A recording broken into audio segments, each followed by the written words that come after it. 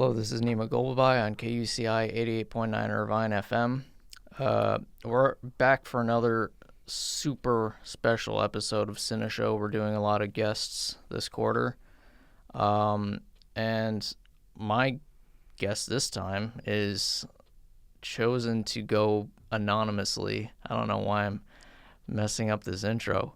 But yeah, he's going to go by RB, okay? So RB, introduce yourself. Hello, everyone. I'm Nima's friend, and I'm here today to talk to him a bit about movies. Okay. So, well, we did a lot today. We went to the Richard Nixon Library. We ate ramen, but oh yeah, your parking job was pretty good as well. No, forget the parking job. Tell us, what did you like about the Richard Nixon Library? Well, I think that I really like the exhibits surrounding Nixon's, particularly his foreign policy, his visit to China. Those were particularly interesting to me, and I enjoyed seeing all of the different artifacts they had over there, from the piece of the Berlin Wall to certain items from Iran in one of their Middle East exhibits. And I thought it was overall a great experience, and I hadn't been there for a long time, so I was glad to have returned. Yeah, I had a good time as well. I've been there 2 other times. This one was quite a fun experience. And I was thinking, like, we talk a lot about movies. We saw a lot of the great movies together. So I thought we need to have you on the show, and we'll discuss. I probably want to do a lot of Star Wars. But first, I'm going to make some recommendations to you, and maybe you make some to me. So I'll just do one. You can do one, I guess. I'll do the show slash mini series. I consider it kind of like a long movie called Chernobyl, which I think I'm going to do a whole episode on this program of Chernobyl. And I would say that Chernobyl is a really like dark and shocking and really thrilling, kind of like a disaster movie, basically, that follows a scientist, his like Soviet government counterpart, and their efforts to clean up after the Chernobyl nuclear disaster. But it also follows like a woman spending with her husband his last days before he dies from radiation burns, and like how her life goes after that. And it also is like in the backdrop of the Soviet political system a few years from collapse. And it's a really fantastic show. And if you know anything about HBO, the production values are like cinematic. So I really recommend it. Yeah, thank you. I'll definitely check it out. And I have a few recommendations, or maybe a couple recommendations of movies that I've seen recently. The main one that I'd recommend is Crimson Tide, to honor the late Gene Hackman. I enjoyed the movie. I wouldn't call it one of my favorite movies, but certainly it was a good movie, and I particularly liked his performance in the film.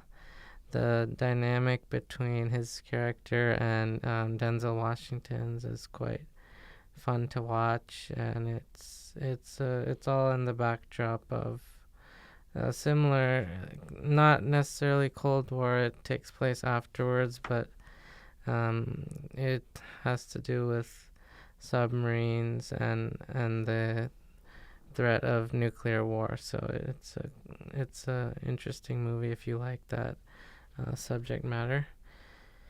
And another movie that I saw recently that I would also recommend to you is, I know you've seen it before, but I'd highly recommend this as well to everyone who's listening. Is the 1976 movie Network, directed by Sidney Lumet, and it's a great film about the um, it's about power and the corruption associated with it as it relates to the media. And I think it takes place in the backdrop of the 70s, where certain events were occurring, such as the oil crisis of 1973. And yeah, it's definitely one of my favorite movies from the 1970s. Kind of ties into our trip to the Richard Nixon, not memorial, library as well. Definitely. Oil crisis. Like I said earlier to you in the car, all I remember from that, not all I remember, but the one thing is like, the Howard Beale Show has dropped 7 points in the ratings. Yeah. Well, what's the line from that movie? I'm as mad as hell, and I'm not gonna take it anymore. Exactly. I'm as mad as hell, and I That's so can't true. take it. Can we get a shout out for the truth from Howard Beale? Okay, so what was I gonna say? I was gonna say something else, but I kind of forgot. Oh, Gene Hackman. A good Gene Hackman movie I saw probably like a year ago, but I've seen it twice, is No Way Out. Have you seen that? No, I have not, but I have heard of it. I like it a lot. I wouldn't Okay. say it's a great movie, but I'd say it's like a very good film. He's really good in it. Kevin Costner is really good. And I think Sean Young, right? The lady from Okay. Blade Runner. Oh, yeah. It's like a political thriller centered around a politician that, makes a bad mistake. I won't spoil it. And he's sort of covering his tracks. And I really like that movie. I recommend it. I don't think I've ever talked about it on air. But I was thinking we should go on to maybe do Star Wars now. Okay. Because you were kind of talking to me in the car that you wanted to see the prequels again. So I thought no better time to sorry, I'm just pulling it up on IMDb. Not that I need it. I've seen these movies so many times. Of course, we're not going to go into the fake ones, just 1 through 6, okay? Fair with me. Yeah.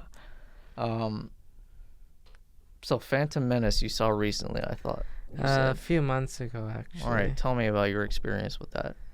Well, I quite enjoyed the movie. I think the whole concept that Lucas came up with is very fitting for a prequel, with all the Trade Federation and all the things that occurred before the events of the original trilogy. And I guess in terms of action sequences, I really love the pod race. It's one of my favorite sequences of the movie, if I'm being honest. So I'd say it's an underrated film. I think it doesn't get the praise it gets for being a prequel. I know you maybe.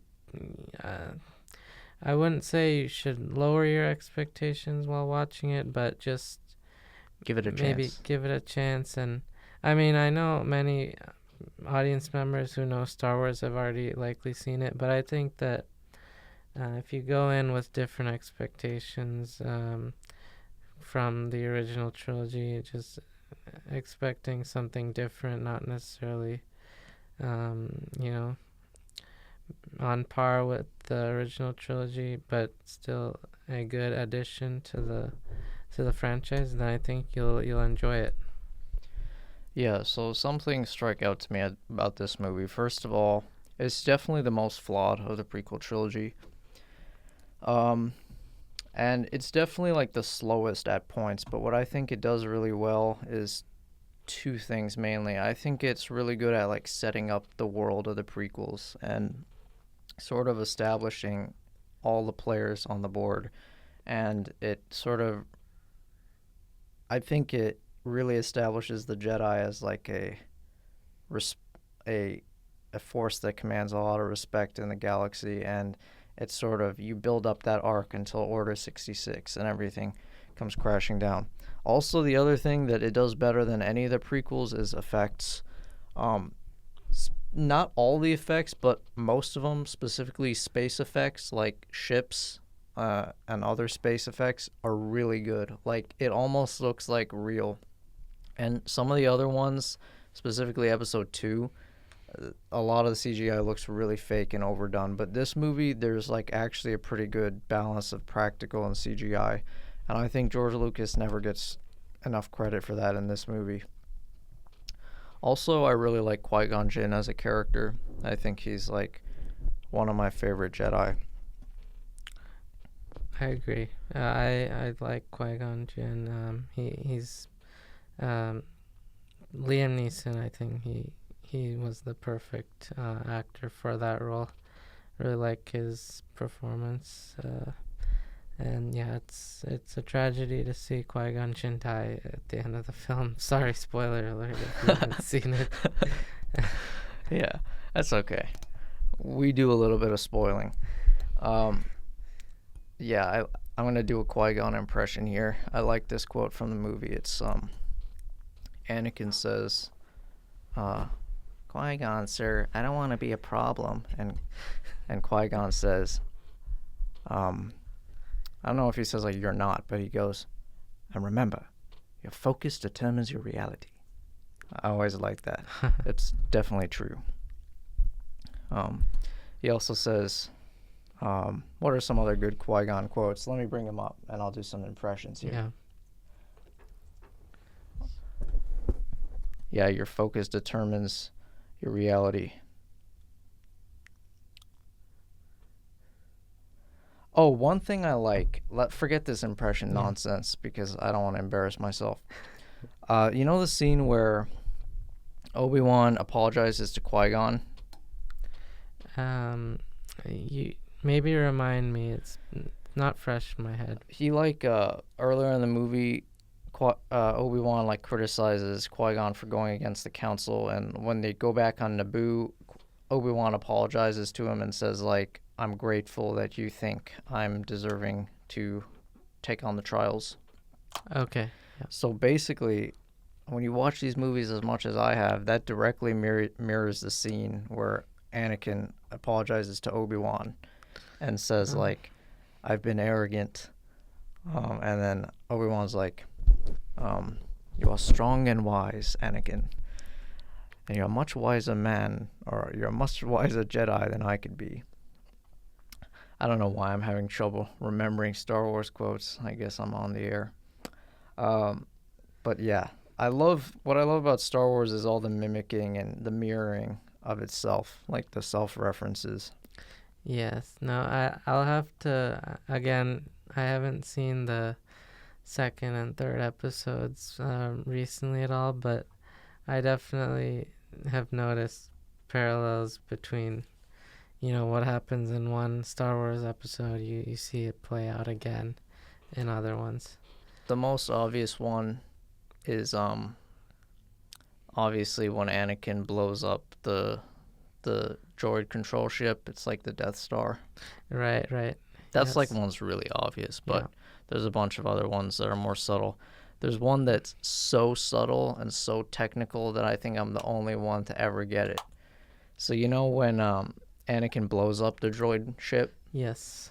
he says like he aims above the fuel rods to blow up the ship, and then the second movie when they're in Geonosis, when you watch the movie, watch for it. He says to Obi-Wan, "Shoot above the fuel rods," and it's the same sort of ship. Oh wow. It's a really that's a really small detail, but it shows like he learned. Yeah. Okay, what else is there about this movie? Okay, the lightsaber fights had a huge improvement. Of course. Yes. I would say, original trilogy is my favorite of the entire franchise. However, the lightsaber duels definitely had a big upgrade going into the prequels. Yeah, I would say like episode 6 had very good lightsaber dueling, but still nothing compared to the prequels. Yes, I episode 6. I did like the one at the end. You know Mm-hmm. but yes, the I'd say the original trilogy is more known for the actual story rather than the lightsaber duels. Yep. Um, okay, how about like the politics of Phantom Menace?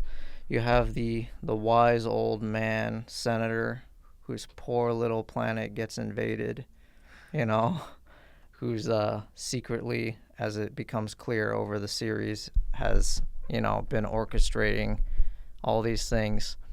Um, and then he sort of rides a sympathy vote to get into power, and then he's sort of the hero. He's this great man. He's this wise old man that comes into power where his planet's been invaded, and he comes up with a solution. And then in the next movie, he escalates the war and becomes a real, like, Napoleonic general figure. And then in the third movie, he overthrows the Jedi and declares himself emperor.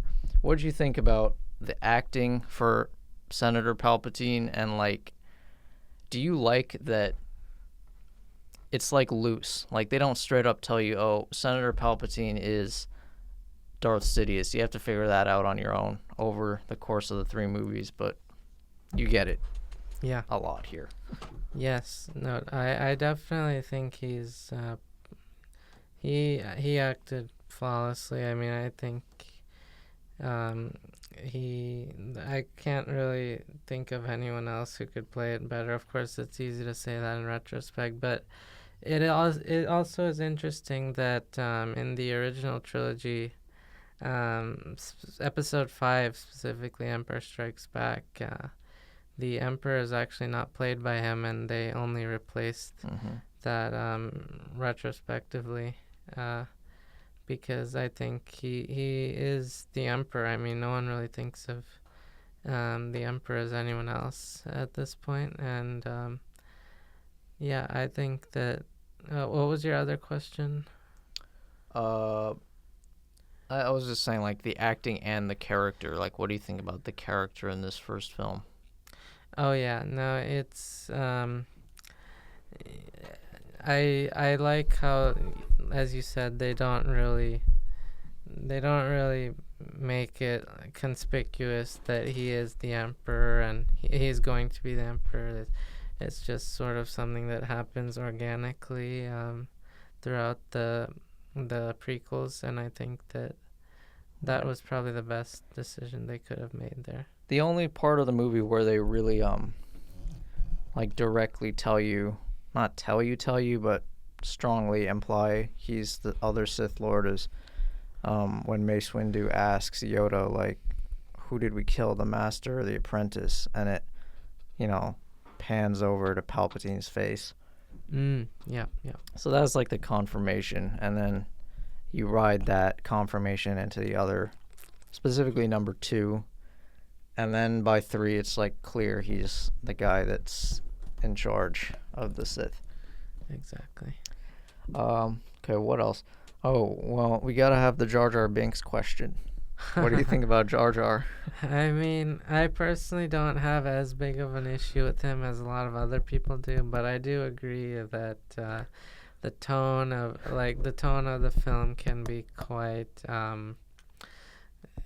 it can be quite distracting for the tone, I would say. You so no like Jar Jar Binks? Yeah. I think he's okay. Misa. Misa, yes. Yeah.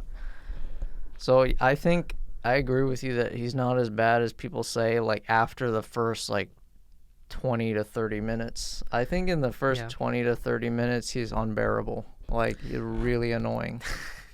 But then he's kind of, like, less in your face. Right. Okay. What do you think about this child romance developing Anakin and No, I'm just kidding. It's not a child romance, but people criticize the movie and Yeah. say like, technically, I think like Anakin is like 12 in this movie and she's like 16, and by the time they reunite, I think he's like 18 and she's like 20 something. But people say, Mhm. people make jokes. Who else? Also, like, there's the political subtext that this is like the Weimar Republic, Right. Right. and Valorum is like Hindenburg, and Hitler is supposed to be Palpatine, but obviously it doesn't like present him as a bad character. But it's obviously this like declining, corrupt country where like the government doesn't really have much authority. Like the government doesn't have a military, but the corporations do. Mm. Yes, and I know that Lucas modeled the Empire after the Nazi regime, so it does make sense that Yeah. the Weimar Republic would be the I would say precursor. like Palpatine is like a combo between Hitler, Stalin, and Napoleon. Hmm. Napoleon because I would say that's more his sorry. I think I like inhaled dust. Sorry. Napoleon because in the second movie and the third movie and a little bit the first where he gets elected, he's kind of like the military savior of the Republic. He prevents it from falling apart. And in a way, he's like, if you buy his version of events, he's the good guy. If you don't think he's orchestrated, and then when he overthrows himself, he becomes like the Hitler character. And then he's kind of like Stalin. It could also be Hitler, but the use of like forced labor in the empire. But that could also be Hitler. Yeah. So yeah, there's a bunch of political stuff. This is kind of minor, but what do you think about like the opening scene for R2-D2 where he gets his own little hero scene when he like fixes the ship? I always like that. I loved it too. I think it's a very kind of a nice. It's very for people who, most people had obviously seen the prequels before watching this, or the original trilogy before watching this movie, and it's just a very nice way to bring back R2-D2. I always enjoyed that scene. Yeah, me too. All right, one more thing, then we'll go to the next film. I would just say that another thing I really give this film a lot of credit for is how he didn't like. He was brave enough not to just like recreate the originals, and like everything from like the look to the expansiveness of the planets to the story. Like obviously they have like elements that mirror each other and it's like a family story, but I like that he had the courage to go in a different direction and give people something new. And I think people do appreciate the prequels now. I think a lot of people have legit criticisms, but I think a lot of people find a lot of good in them. I always say that the story of the prequels is really good, and the main problem is like some of the dialogue and Right. acting, and then like some of the CGI, but I never say the story's bad. I particularly think as a trilogy it's like really, really amazing. Yes, I agree. I think main criticisms are the acting and dialogue at times. I think I'll certainly see more of that as I watch the Attack of the Clones and Revenge of the Sith. But overall, I think it's a fantastic, you know, 3 films that set up the original trilogy. Okay, so now we're gonna move on to Attack of the Clones, but I'm gonna quick get a drink of water, so we'll be back in like, well, for you it'll be immediately. All right, we are back. Yep. So we're gonna be going on to episode 2 now. Give me 1 second on that. All right. So, sorry, 1 second. Okay. Episode 2. Episode 2, in my opinion, and a lot of people disagree with me on this, but I love this movie. I love the story and everything. I just think the main downfalls of this movie are dialogue, acting, and way too much CGI. But the story itself, I really enjoy. And I always thought this one was pretty boring, but now I really like it. And I've seen this movie in the past 2 years, probably 10 times. Wow.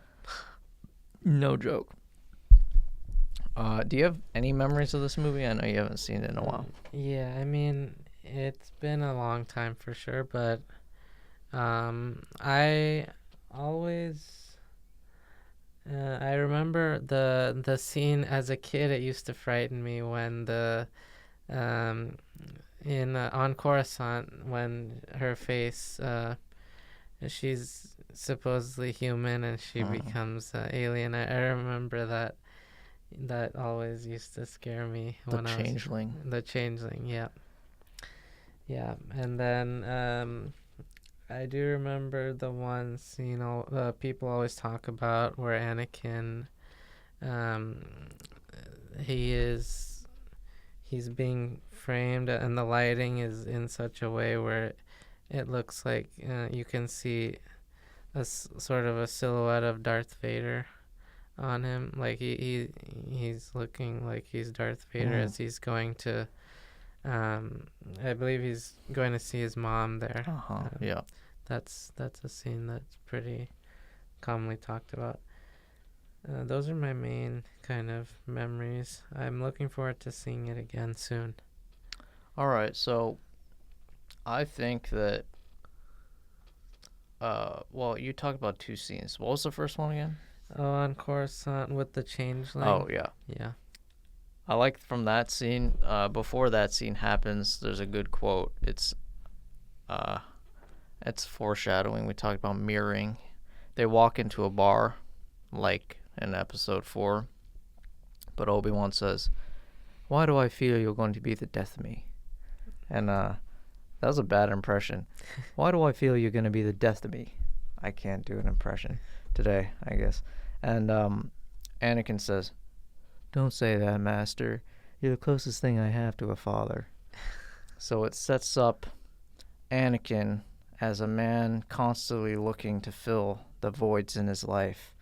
You know, he has no father. Qui-Gon Jinn becomes his father. Qui-Gon is murdered. Obi-Wan becomes his father. That stays for a while across episode 2. Then he loses his mother. That void is filled by Padme. Right. Then in episode 3, he loses everything. And sort of Palpatine becomes the ultimate father figure for him. And then he loses his father/brother character of Obi-Wan on a gory duel on Mustafar, and he loses his motherly figure, who's his wife, and he's absolutely confined to rule by the devil, who's Palpatine. Yeah. So I think this film does a great job of it's just human. I think Anakin is like the best character / Darth Vader, and honestly, he's the only main character of 1 through 6. Luke is not the main character, in my opinion. I think that when it was only the original trilogy, Luke was obviously the main character, but then as the sequel or as the prequels got added, it became sort of Darth Vader's entire arc throughout all 6 movies. True. And Darth Vader, even though you don't know it's a prophecy, he completes the original trilogy with his redemption arc. Of course, yeah. And then, okay, so this movie focuses on a young and talented, arrogant young Anakin Skywalker who's feels like a bond towards Obi-Wan, but also feels constrained by him. And then this budding romance that's forbidden with Padme. And then, they go across the galaxy, There's some awesome music, so amazing. And Anakin loses his mother and makes his first voyage into the dark side and kills a bunch of people. I will say this, even though like that's a bad act, it's not like what he does in number 3 where there's no justification. This Right. one it's like slightly justified. Yes, I mean, He's in a fit of anger. yeah, it's a very emotional situation for him, and it's obviously different than Yeah. 3. I agree with that. So, and then at that scene, he goes back to Padme and she basically feels sorry for him and like comforts him. It's like, I can fix him. And then basically after that, this film is actually kind of like a neo-noir movie. I know you haven't seen it in a while, but the main plot is like Obi-Wan investigating the clone army. And it has a lot of things in common. And so this is when the climax of the film is kind of Obi-Wan gets captured by the separatist leaders on Geonosis, and Anakin transmits that to Coruscant, where the Jedi are basically, they force their hand into using this clone army that has been mysteriously made for them by a man named Tyrannus, according to Jango Fett, who is, you find out at the very end of the movie, is Count Dooku, Right. who has ordered this army. And then also it's implied that he impersonated a Jedi master who was dead to do it. But the Jedi have no option at this point. The Separatists took hostages and basically are begging the Jedi to invade. So they do invade, and that's when the film like comes to its final battle scene. And the Republic is plunged into war, and Count Dooku is not killed, and the Separatist leadership flees. Also, Anakin loses his arm in the process, mirroring his son. Yes. There's Another example of that. another thing I love. This continues the mirroring. Count Dooku says to Obi-Wan, like, join me and together we can destroy the Sith. And then in the third movie, Anakin says to Padme, together you and I can rule the galaxy. And then in number 5, he says to his son, like, we can rule the galaxy as father and son. I love the Sith offers. They always sound really good, frankly. Yeah, they're always it's always about family and kind of Ruling together. Yeah. Oh, yeah, and then Palpatine makes the final offer, like, take your father's place at my side. Together, we will rule. So, yeah. So Count Dooku escapes, and then the final part of the film is a scene in the Jedi Council where Yoda's like, this was not a victory. The war has begun, and we've been played. And then the film, like, ends with a really cool scene of the clone army and like Palpatine standing above everyone else like a dictator figure. And yeah, I actually might watch the movie again tonight. Yeah, do it. I really like this film. It's got problems, no question, but I really like it. I enjoy this a lot. Okay, let's go to the next one. I mean, Revenge of the Sith needs no introduction. I've talked about this film so many times on my show. It's one of my favorite movies ever. It's basically a fallen angel. It's the story of Anakin's fall to the dark side, where he's successfully tempted by his emotions to risk everything to save his wife, who he's convinced is going to die in childbirth. And through this process, the Jedi are betrayed and overthrown by the Chancellor. And yeah, Anakin and Obi-Wan fight on Mustafar, and Darth Vader is born, and he loses everything. He not only burns in hell on Mustafar, but he is put in a coffin, in a black coffin. He loses absolutely everything. Every evil deed he did was for nothing, and he's in hell. Yeah. and then you go to the original trilogy. But you tell me about this movie. Well, yeah, this one actually, it's been, well, I saw it. I saw it quite later than the other two, because when I was younger, I think my parents wouldn't let me watch this till I was a little bit older. But I believe I was around 12 or 13 when I first saw this. And I'd only seen it, I believe, once or maybe twice. But What? yeah, Oh so my god. it's definitely an essential Oh my revisit for me. god. So, I've seen this like 30 times. oh my gosh, wow. This and Dark Knight I've seen like the most Wow. of any film on earth. So I'm actually really eager to rewatch this. It's awesome. I really want to see it, but I know that it has the most raw emotion, I would say, out of any of the Star Wars films. Yep. It's very good.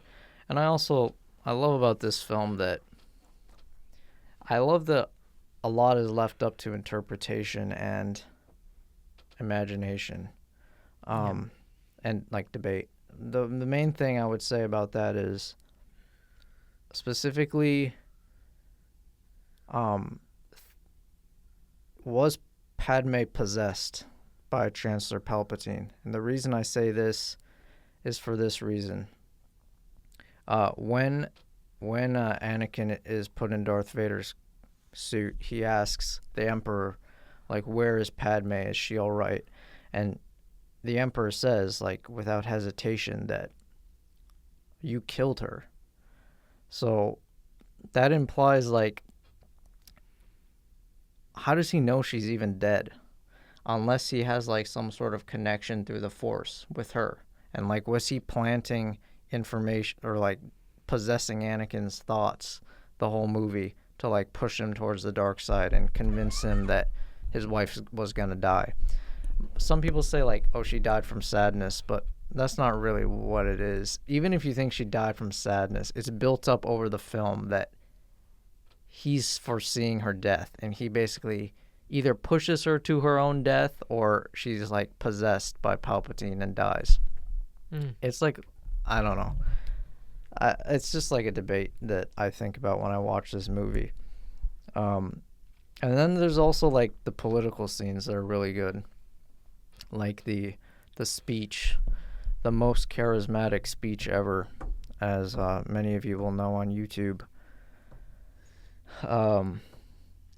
He declares the Empire and throws off the shackles of the Republic, declaring himself the savior of the Republic. Not only did he win the war, but he stopped the coup.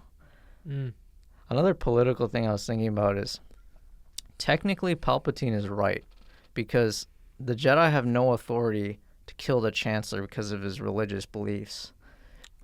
Being a Sith is not illegal. True. That is true. Yeah, so technically the Jedi were totally on the wrong side legally, but morally they were correct. Yeah. And then there's also the moral degradation of the Jedi. At the beginning of the movie, Palpatine tells Anakin about Count Dooku. He was too dangerous to be kept alive. And then Mace Windu says, when he's about to kill him, an unarmed man, he says, he's too dangerous to be kept alive. Oh, yeah. I do remember that line. So it's like the Jedi and the Sith, like the Jedi have fallen from their place, you know, in the clouds on the top of Coruscant in the temple. They're down to thinking like the Sith, executing people that are too dangerous. It is definitely the right thing to do, but it shows that, like, by the time of the third movie, they've lost all their, like, mystique and magic. They're kind of out of it. They don't have their morals anymore. Very interesting. At least their purity. Yeah. So, do you have anything else about that movie? Unfortunately, I don't have much, since it's been a long time, but I really look forward to seeing it again. Yeah. It's amazing. I love it. Like I said, seen it too many times. That's possible. Okay. Got about 20 more minutes here.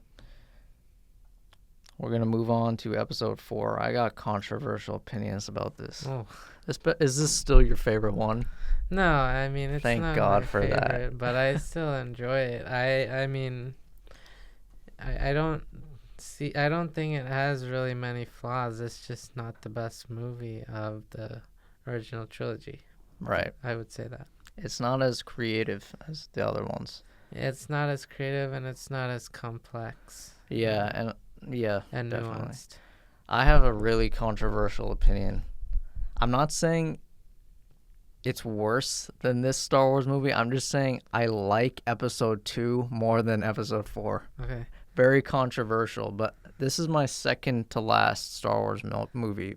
Then it's Phantom Menace. I just I don't get as excited about this movie.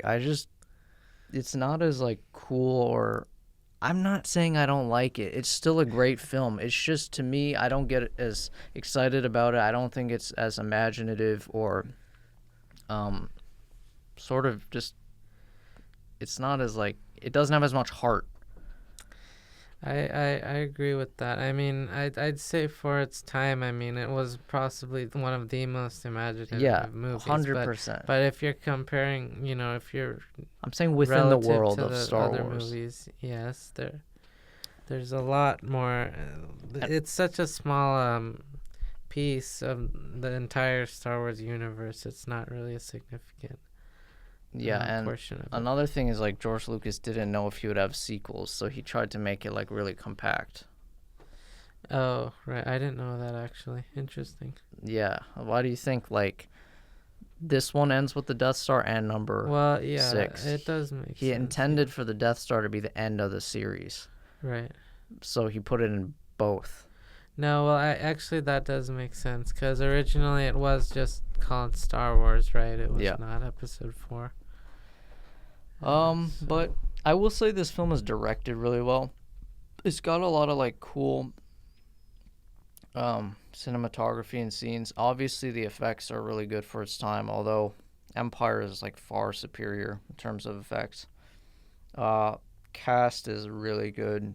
The chemistry between the characters. I really like Grand Moff Tarkin. I think he's a really good actor and character. Let me think of a quote. I'm having a really bad brain day in terms of quotes. Sorry, let me get a good quote. Grand Moff Tarkin quotes. What are some? Yeah. Okay, so he says, "Charming to the last."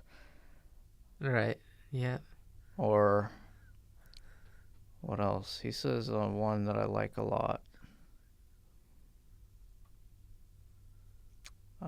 Oh yeah, in the beginning of the film, I really like this scene where they're all sitting around a round table at the Death Star discussing their plans, and then one of the admirals is talking about the Imperial Senate, and then Tarkin busts in. He's like, "The Imperial Senate is of no concern. The Emperor has dissolved the institution completely," or something like that.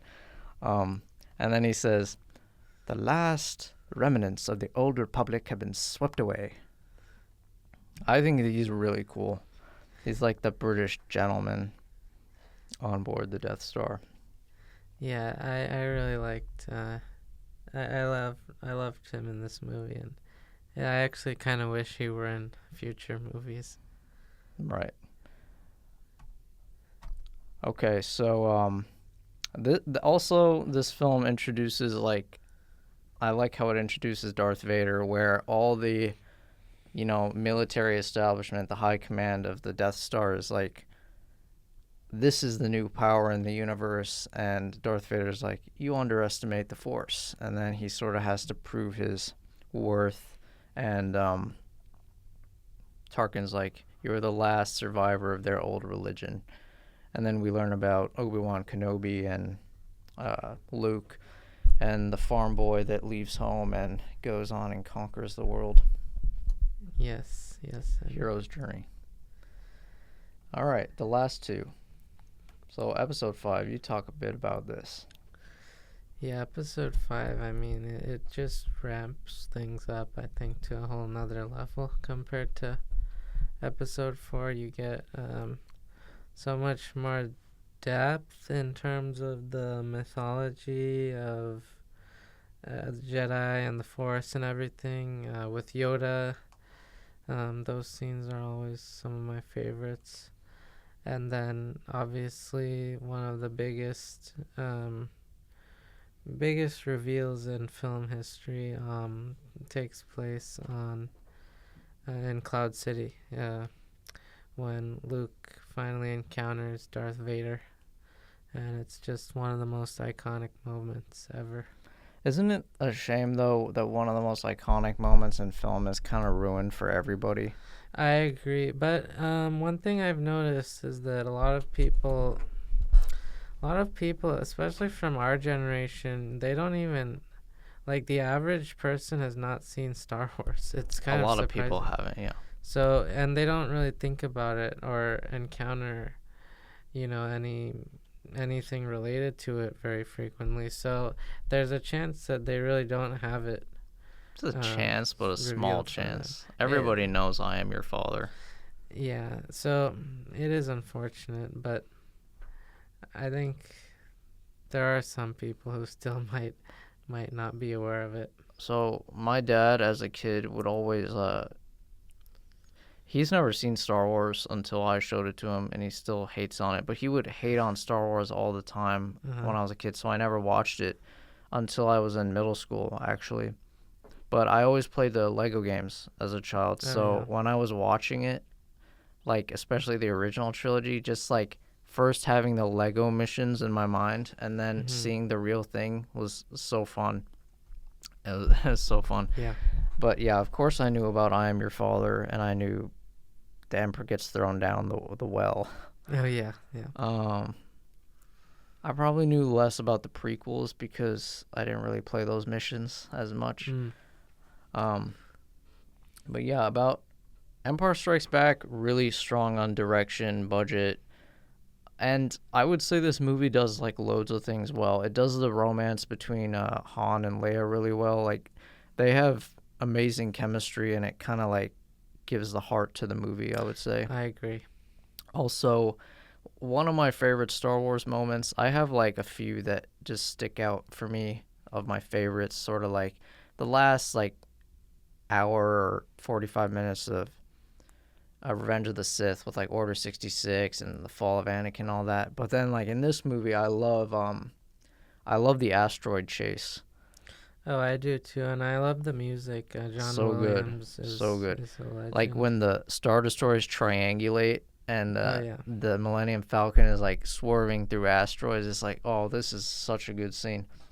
Also Han Solo, which I've like decided is actually like my favorite not Darth Vader character. I prefer him to Luke, frankly. Yeah. I don't know why. I just like him better. I think he's like really funny and entertaining. Yeah. And you get to see him like grow as a character and be less self-centered and all that. And then Princess Leia, who's, still like sort of the leader of or one of the leaders of the rebellion and developing this relationship with Han. And then you get a new character, Lando Calrissian, who's very good and sort of is the last part of the film with the fight on Cloud City, which I enjoy a lot. Yes. Pretty perfect film. I think I agree. I can't really find anything. Definitely a top 10 for me. Yeah, it's one of the. There's never gonna be a movie like this, I think. Yeah. There's never gonna be a franchise like this. Oh no, Star Wars is the greatest franchise, no question. Yeah. But you know why I say that beyond like even the story and all that? I think just the universe. It's the universe I think anyone would pick if they had to go somewhere else. It's like you want to be with them, their characters. You want to be a Jedi. He did such a good job of like building a world that people would want to go to and inhabit. He's such a creative genius.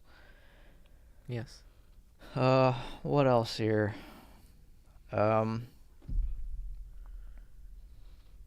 Yeah, I think that's all for this film, which is one of the best films. I decided that although number 5 is the best in terms of quality, I would say number 3, 5, and 6 are all equal to me in terms of how much I love them. And now going to 6, I got a lot of things to say about 6. Yeah. You start. I mean, 6.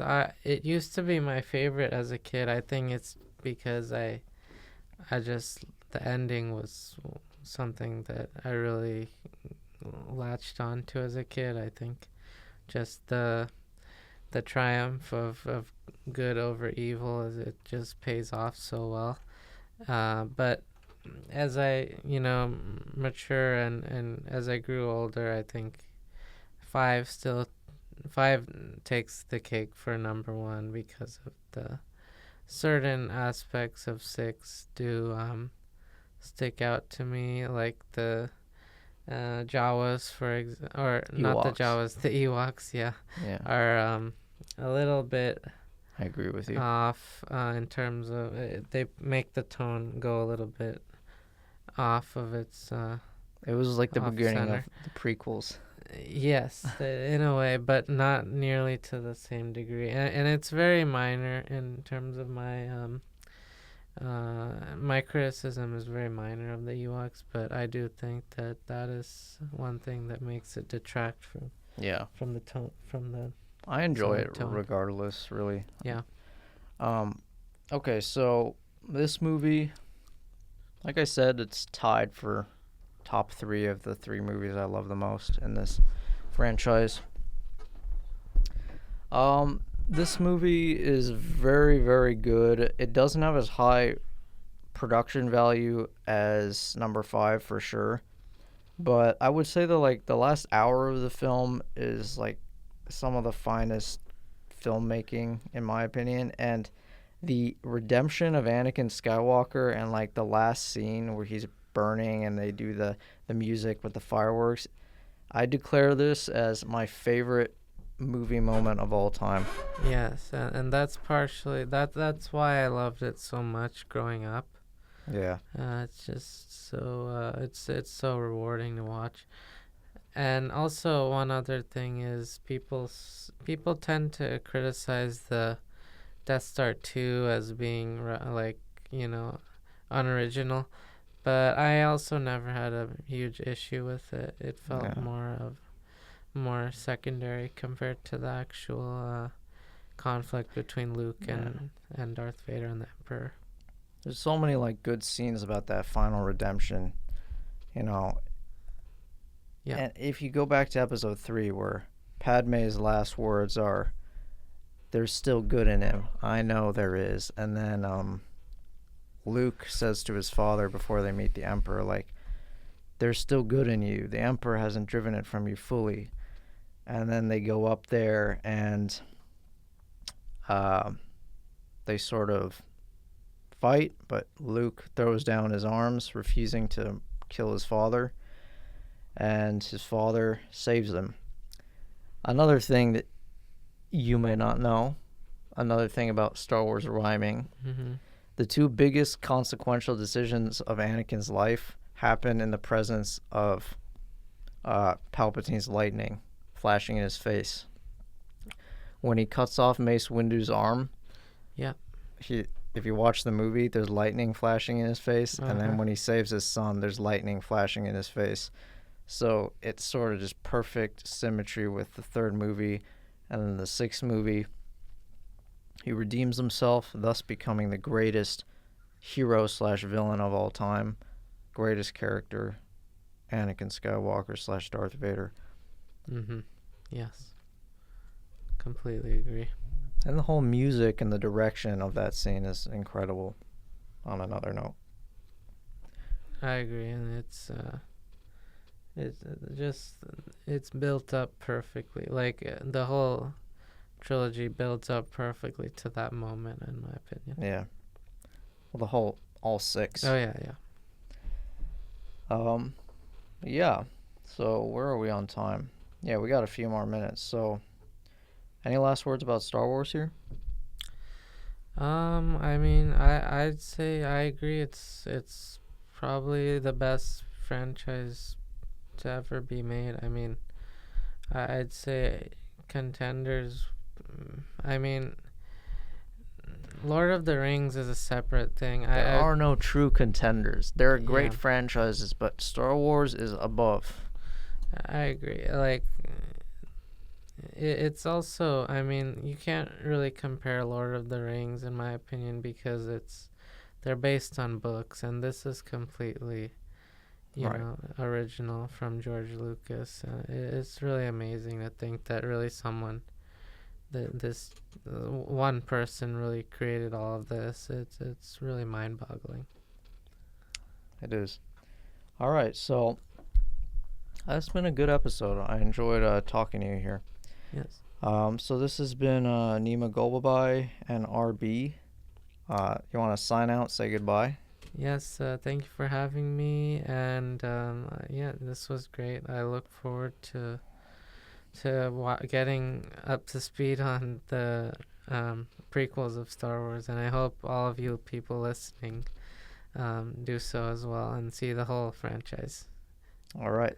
So, yep, this has been Nima Golbabai and RB on Cinéshow on KUCI 88.9 FM. I'm with you to the end of the line.